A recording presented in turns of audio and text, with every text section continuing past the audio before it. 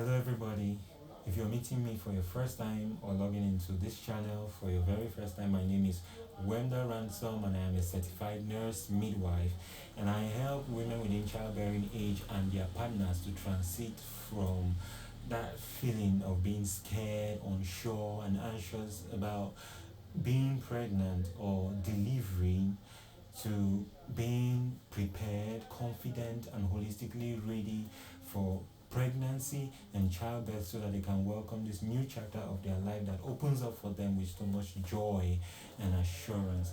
And my best pregnancy experience yet, this YouTube channel is built to accomplish that purpose, to lead you very well and accompany you actually in this transformative experience of yours or journey of yours. And today we have a bone of contention, a topic that it took me so long to title because it startles me. I plead with you, it might be very lengthy, but you will not regret the moment you have spent in listening, in giving your attention to this topic of discussion today.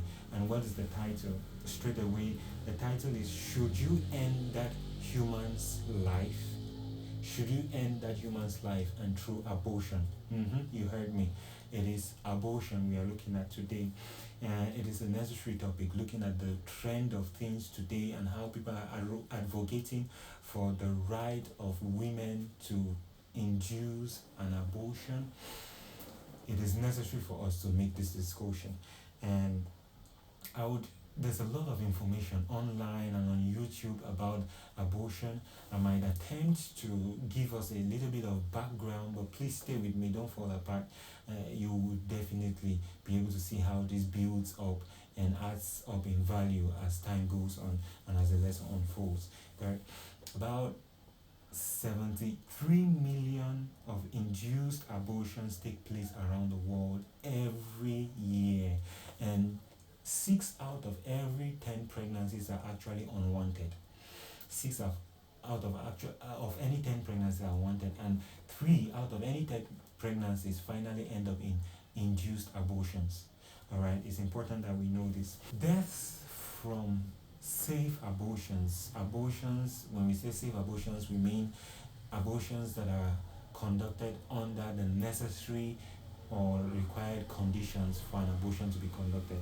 They are actually negligible. There are no more than one death in 100,000 abortions. But abortions that are conducted under unsafe conditions or unsafe abortions resulting to more than 200 or result in more than 200 deaths, that is maternal deaths, in 100,000 abortions that are engaged or are done.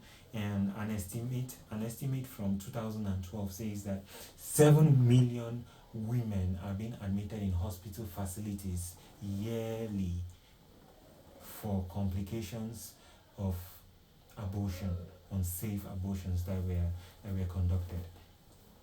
And this is by the WHO, and the WHO is a structure, it's an organization that ensures the health of human beings all over the place, setting different structures and measures to ensure that.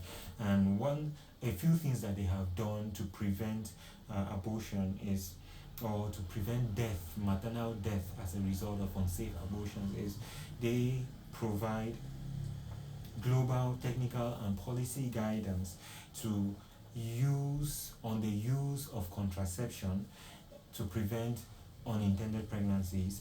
They also provide information about abortion care. They provide information about abortion management, which includes miscarriages, induced abortions, incomplete abortions, and fetal deaths, and post-abortion care. This is wonderful, a package that the WHO actually offers. But we will not be able to fight an enemy if we don't know the enemy. I mean, fighting an unknown enemy is the most lost battle ever, because you don't know who you're fighting. Even if it's yourself, you don't know if it's yourself or it's someone you don't see or someone that is right before you. So let us define abortion. And to have a concrete definition of abortion, we would rather look at these outstanding, reputable firms and structures that are looked upon as providers of health, good health, all around the world. And we'll look at a definition that has been put forward by three different structures. That is the WHO that we have just looked about. We'll look at the CDC, that is the Centers for Disease Control and Protection, and we'll also be looking at National Center for Health Statistics. These three structures came together to put forward this definition of abortion. They say it is defined as pregnancy termination prior to 20 weeks of gestation, or a fetus born weighing less than 500 grams. Less than 500 grams is really small, but they say that if that pregnancy is not up to 5 months, that is 20 weeks, 5 months, or the baby's weight is not up to 500 grams, and the life of that baby is terminated, that is an abortion. And to further classify abortions, I would want us to get to my trusty over here, the whiteboard, and we are going to, by the way, you can see some inscriptions right here. The first abortion denoted AB, spontaneous abortion denoted SA, induced abortion denoted AI, IA, sorry, not AI, definitely.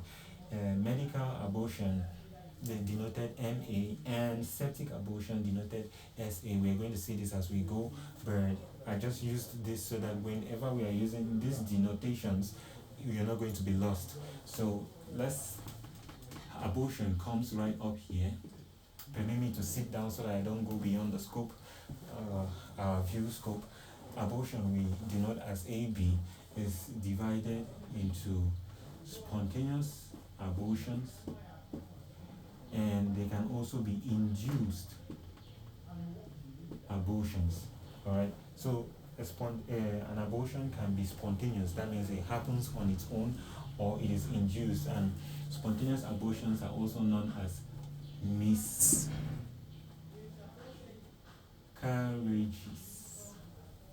All right. You can also call this as miscarriages. So if you get to a hospital facility and you say, I had a miscarriage or 2 miscarriages, and then they say you had a spontaneous abortion, don't think that we're trying to implicate you in the hospital, because it is just another name for miscarriages, spontaneous abortions. Or medically, it is known, a miscarriage is known as a spontaneous abortion. But then under induced abortions, we can have septic induced abortions, and we can have medically induced abortions. Now, septic abortions are abortions that are conducted under unfavorable conditions that do not meet the criteria for an abortion to be conducted, and that can end in a level of infection known as sepsis. This is a great level of infection in the woman's system that can be fatal. Can lead to the death of the woman. That is what a septic abortion is. While medically induced abortions are safe abortions that are conducted under the prescribed criteria, conditions for an abortion. So the woman is a lot more safe here. Before we go into induced abortions, I would love us to start right here under spontaneous abortions, so that we go in that chronology, spontaneous before we come back to induced abortions. Now, spontaneous abortions or miscarriages, like we said, they happen on their own, and three quarters of all spontaneous abortions happen within about the second week of pregnancy, and it happens due to the failure of that zygote or the blastocyst, or the cell that is supposed to develop into the baby. The failure of that cells, or those cells, from planting into the womb of the woman, planting into the uterus, and that failure it could be genetic, it could be your skin just rejecting.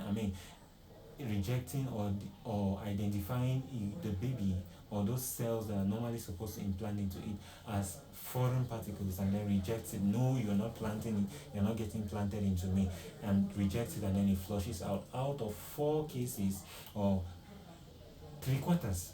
Three quarters of spontaneous abortions happen as a result of failed implantation. But then 1/4 of spontaneous abortions happen because of things like infection or harmful environmental factors, such as the illicit use of drugs, some medications that maybe you were able to use before you got pregnant, but now that you are pregnant, they are no longer helpful. They are rather toxic, and they are deadly to the baby.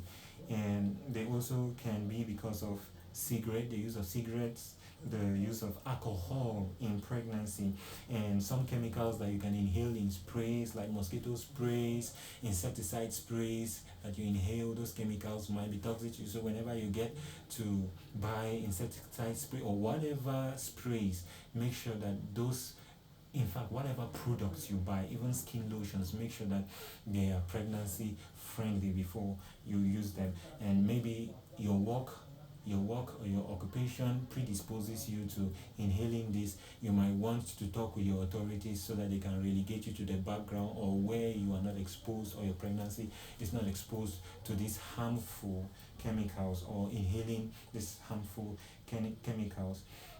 But like we said, the control over these things, like trying to stop most of spontaneous abortions, is difficult, except the 1/4 of it that you can modify your lifestyle, so that, like drinking, you can avoid drinking, you can avoid using some toxic medicals, you can, medication, toxic chemicals, you can avoid medications that might harm your pregnancy by doing your prenatals, doing your visits, and letting every medication you take be prescribed, even a supplement, let it be prescribed by a health practitioner, a recognized health practitioner. And that is the way we can try to contribute our way to sustaining pregnancy and preventing spontaneous abortions. But this let's pause here for a minute and establish something, that in the case of a spontaneous abortion, it is necessary that the product of conception be evacuated. It is necessary that whatever is left from that fertilization of the womb, of the egg, by the sperm, whatever is left from everything that developed from there should be flushed out, should be evacuated from the womb. If not, it's going to tend to be harmful to the mother. So an abortion is absolutely necessary here to empty the womb, so that her life is not threatened by maybe overbleeding or sepsis, like we're talking about septic abortion. But this is not a septic abortion actually. But if it's not well treated, if the womb is not emptied, it might very well develop to a septic abortion. So it is very necessary, and an abortion or evacuation of the womb is therapeutic in this case. And I was privileged to attend, well, I actually have conducted that before, and I was privileged to serve a staff some time ago in an institution where I served as a midwife, and she had just come from consultation with a gynecologist, and a pelvic scan was there proving that the baby has lost its life, and so needed to be evacuated from the womb. This was a traumatic experience for the staff and her husband as they came into the maternity, and I received them, and I was able to talk with them.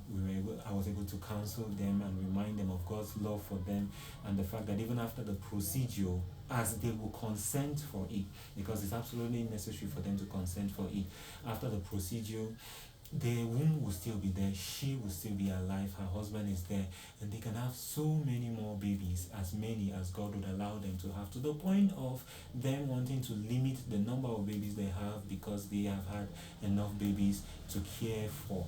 So she was able to undergo the procedure, and it happened, and it was over, and she was happy, she was hopeful, she was joyful. In fact, it felt like nothing happened to her, because after that she was renewed, and she was ready to face motherhood and to continue life with her partner. And so, just to say that this is very necessary to evacuate and to accompany these women through this process. But sometimes we might ask ourselves, why does God, the ever loving God, allow us to experience pregnancy loss? It's difficult for some people to experience a pregnancy and then to lose it. It is something else. But who are we to understand why God does some things that He does? The truth is that He might be preventing you from experiencing something that would have been beyond your power to withstand, and He might be preparing you for something else. All right, so we can never really tell why God does it, but we know according to His word that He does it for the good. Everything He does, all right, He does it for the good of those that love Him and are called according to His purpose, and He will permit it to happen. And in His time, He is going to replenish your joy. He's going to make you happy because He is God and He has you, your best interest in mind. But most at times when people talk about abortion, they are not referring to spontaneous abortion. What they are talking about is induced abortion. And induced abortion is when life or a pregnancy, a living pregnancy, is being terminated, halted. I mean, a baby is killed literally, because this is killing a baby inside that is alive, and the reasons are varying. There are many different reasons, but can you imagine that some people say that induced abortions are necessary because they are a fertility control method? Like, because a woman is so fertile, one of the methods that she could control her fertility is having an induced abortion. Of all the other methods that exist, an induced abortion as a reason. Induced abortions can actually happen in two ways. They can occur medically, like we were saying, through taking some medications. There are basically two medications. There's a mifepristone, a progesterone blocker. Actually, progesterone is, let's call it a substance in the body that allows for nutrition, or allows for the nourishment of the baby, as it makes the womb to grow, to be thick, and to be rich with blood and nutrients, so that that baby can feed on and then develop. When mifepristone is administered, what it does is that it blocks the reach of progesterone to the womb, therefore inhibiting any nourishment of the womb, and the baby finally does not have nutrients. Imagine you are stopped, food access to you is broken, so you don't have any food. You finally end up dying of starvation. That is exactly what mifepristone does to a living pregnancy. And when that happens, about within 48 hours, another medication is given, misoprostol.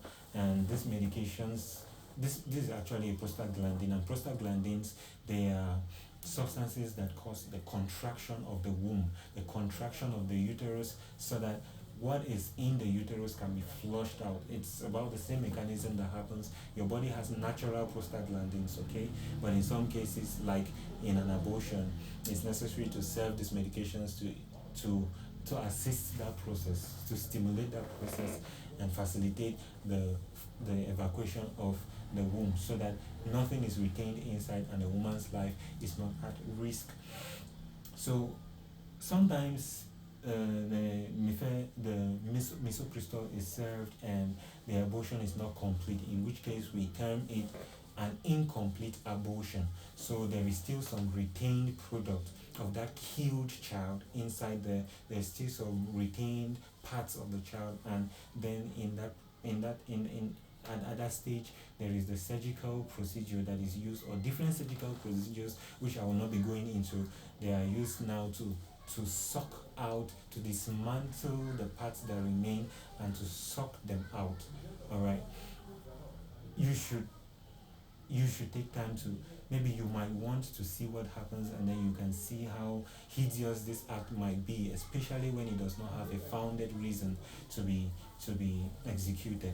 And when that happens, but sometimes through the tablets that are being given, the medications that are being given, the baby comes out totally, every product of conception is out, the placenta is out, and you don't need to go any further for a surgical procedure. But it might interest you to know that more women who go in for induced abortions are married women than the unmarried women, with a proportion of 58.8% of married women to 41.2% of unmarried women who engage in, and they have their reasons, okay?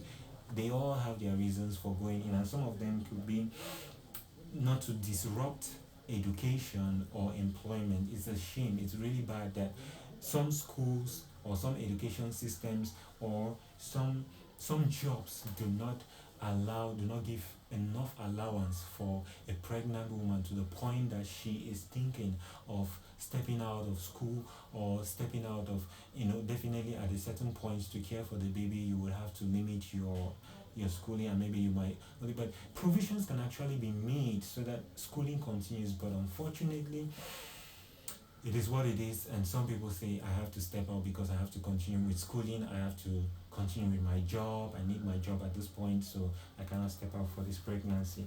And some people, they consider an induced abortion because the girl is very young, and there is this abnormal case, okay, of a child who bore a child at 5 years of age. I mean, who is taking care of who right now? It was actually an abnormality in her that allowed her organs to mature by the age of 5. She actually began menstruating very early. You can try to look up. Her name is Lina Medina. You can try to look this up, but at a very young age, she had another child, and most of the times, no, normally, the reproductive system of the woman is not, or the girl, okay, looking at this particular case, is not well developed, and so cannot harbor a pregnancy. And so many people, because of the young age of the girl or the teen, they decide to evacuate the pregnancy. And another reason is, some say they cannot afford to cater for the baby. They are financially down, socially down, and they cannot cater for this baby. Or maybe they're going through something, they say, what I'm going through will not allow me to care for this baby. And is that real? But anyway, that's one reason why some people decide to evacuate the pregnancy. Others, for the reason of they have had enough children and they did not want to have any more children, but before they could use or employ a family planning method, they got pregnant and they are not having any more children. Okay, it's over. It's over. So we are going to evacuate this pregnancy. That's a reason for some people. And this one is really tickling the ear, that some people, even though it is statistically proven by the WHO, the World Health Organization, that there are some causes of maternal death, and we'll just look at 5, all right, just very briefly. 5 causes. There is hemorrhage, the first leading, which is 25%, 27.1% of deaths as a result of hemorrhage. And what is hemorrhage? It is excessive bleeding, and this is most likely postpartum hemorrhage, because it most likely will occur after the birth of a child. And postpartum hemorrhage is when a woman loses about 1,000 milliliters or 1 liter of blood, or shows signs of reduced blood level below the normal in the woman or the mother. That is considered as postpartum hemorrhage. It can be prevented if you do your clinics and you are known to be a woman who is prone to bleed. I mean, steps are actively made before the baby shows up, so that we can prevent and it is actually preventable. All right, but when there is inadequate information about your pregnancy follow-up or your previous pregnancies, probably because you did not do them or you did not do enough, you did not follow or you did not do the tests that were required of you, the hospital facility might not have enough information to treat you as a unique individual, because two pregnant women are not the same. That one woman went through a delivery and she went so smooth does not mean that you also will go smooth. Okay, pregnancy is very dynamic and can change at any time. And another reason can be maybe the facility you chose was ill equipped, not sufficiently equipped to serve you, and that complication set in and they were not able to manage it, and then that has claimed the lives to 27.1% of deaths. And another cause of death could be hypertensive disorders in pregnancy. We can have infection that can lead to sepsis. We can have complications from delivery, even from labor. Labor is very dynamic and can change at any time. Someone could be told that, okay, yes, you are allowed to do a normal delivery, and at the middle of the labor, she's told, no, you cannot go in, you cannot continue this labor because of this, because of this, because of that. So we advise that you be taken to the theater for an operation to be delivered of this pain or this baby, so that you can save your life and that of the child. And the woman is, how did it just change all of a sudden? But that is how dynamic labor can be. However, the fifth point is not conclusive. It's not like there are only 5 causes of maternal death, but the fifth point is unsafe abortion. And unsafe abortion it accounts for about 7.9% of global maternal deaths. And some people have said 7.9 from an unsafe abortion, 7.9 from an unsafe abortion, and it goes even less than 1 out of 100,000 abortions if it was a safe procedure. But for an unsafe procedure that claims 7.9%, compared with 27.1% from delivery, that is a complication of delivery, which is hemorrhage, postpartum hemorrhage, like we have just seen. Women say it is safer to have an abortion conducted than to have a delivery. Can you imagine that? So are you ever planning to deliver? Like, are you ever going to put to birth? And if you want to put to birth, even if by operation, it can happen. All right, so that cannot be a solid reason to say you probably are looking for something else. And other reasons can add up to the risk of a woman losing her life, or the reasons why people might want to have an abortion. But if you are hanging on the fact that it's more risky to have an abortion than a delivery, I'm asking myself, and I'm throwing this question back at you: is that really your reason for wanting to have an abortion, or there is some background reason that you are not saying? There's some ulterior motive for which you are requesting that an abortion be conducted on you, or that abortions be legalized. And women, every woman or any woman, be given the free will, the permission to have an abortion conducted on her whenever she desires. So, on what reasons, on what grounds, on what basis should you have, or should you actually, with a clear conscience, have an abortion done?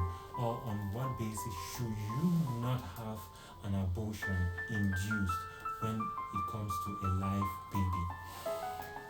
If this was an engaging session, stay put, because part B of this session is going